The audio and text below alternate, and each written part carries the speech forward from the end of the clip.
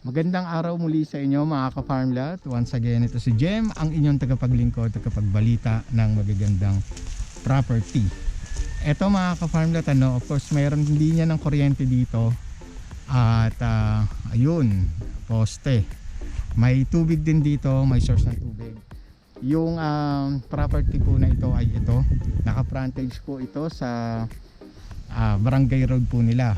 Ang frontage naman ito mga ka-farmlat ay nasa 54 meters. Ayan.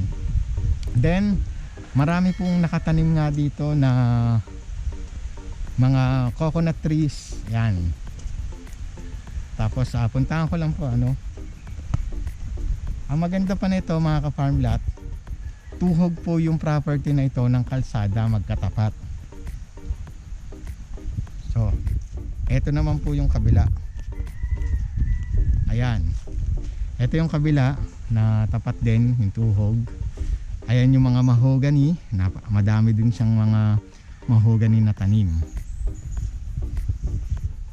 Then mga ka-farm lot, honest lang po tayo dito, yung kalsada kasi dito is rough road pa. May semento, mix siya, cemented tapos rough road. So pasukan ko lang po kung ano yung itsura.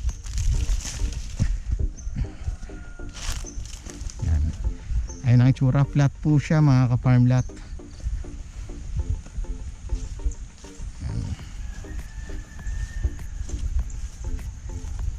Flat yung area. Ayan, maganda dito. So yan, pag-usapan na po agad natin mga ka-farm lot yung total area po nito ay nasa 5,748 square meters. Tuhog po siya, ulitin ko lang. Then meron pong frontage na 54 meters na nakafront po sa barangay road.